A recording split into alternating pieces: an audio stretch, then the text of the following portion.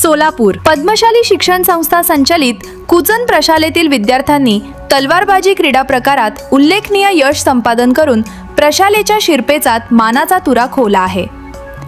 18व्या mini 12 वर्षाखाली राज्यस्तरीय तलवारबाजी स्पर्धेत प्रशालेतील 5 विद्यार्थ्यांची निवड झाली होती। त्यापैकी चिरंजीव कार्तिक नितीन मोने आणि चिरंजीव प्रणव राजेंद्र साळंगी यांनी राज्यस्तरीय स्पर्धेत वैयक्तिक कांस्यपदक पटकावून उत्कृष्ट कामगिरी केली असून त्यांच्या या यशाच्या जोरावर दोघांचीही राष्ट्रीय पातळीवरील तलवारबाजी स्पर्धेसाठी निवड झाली आहे। ची कार्तिक नितीन मोने याने ईपी प्रकारात कांस्यपदक तर ची प्रणव राजेंद्र सारंगी याने सेबर प्रकारात कांस्यपदक पटकावले। या उल्लेखनीय कामगिरीमुळे दोघांची दिनांक 20 सप्टेंबर 2026 रोजी जम्मू येथे होणाऱ्या राष्ट्रीय तलवारबाजी स्पर्धेसाठी निवड झाली आहे।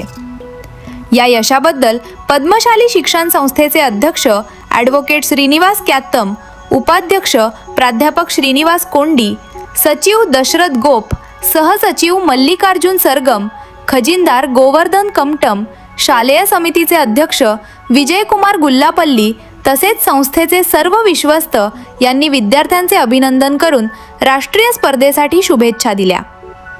प्राचार्य युवराज मेटे, उपप्राचार्य अनिल निंबाळकर, उपमुख्याध्यापक मधुकर धर्मसाले, पर्यवेक्षक दत्तात्रय मेरगू, प्रणिता सामल, मल्लिकार्जुन जोकारे यांनीही विद्यार्थ्यांचे कौतुक करून त्यांच्या पुढील क्रीडा वाटचालीस शुभेच्छा दिल्या।